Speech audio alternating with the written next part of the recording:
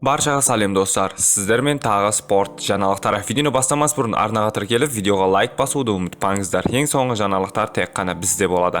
Boks аңызы. Taysonning blogerdan nega jengilganini aytdi. Ата аңызға айналған Эвандер Холлфилд 27 жастағы шоумен Джек Полдың 58 жастағы атақты Майк Тайсонды жеңгеніне қатысты пікір білдірді деп жазады. Арлингтонда өткен бұл айқаста Пол төршілердің шешімімен жеңіске жетті. Бұл жекпе-жек дұрыс емес. Тайсонның аяғына бірдене болған, ол қайта теңселе берді. Ал Джек Пол айтарлықтай жақсы боксшы екен, дейді Холлифилд.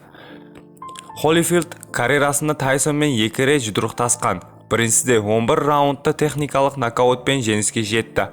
Ал екіншісінде Майк Эвандердің құлағына тістеп алып, шеттелеуіне байланысты жеңіс Холлифилдке берілген болатын.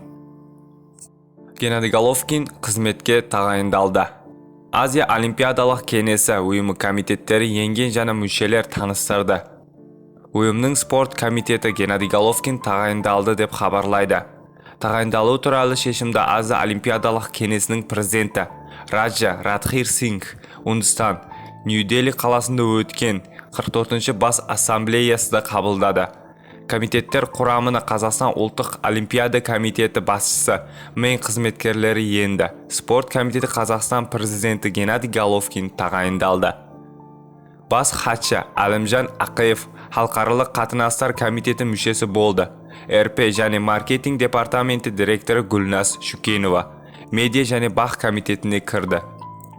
Ал спорт департаменті бас менеджері Роман Темиржанов ақпарат және статистика комитеті қосылды. Сонымен қатар Орталық Азияның аймақтық антидопинг ұйымының директоры Венера Абдулла антидопинг комиссиясы мүшесі тағайындалды. Сіздермен спорт жаңалықтары болды. Видеоға лайк басып, комментарий жазуды ұмытпаңыздар.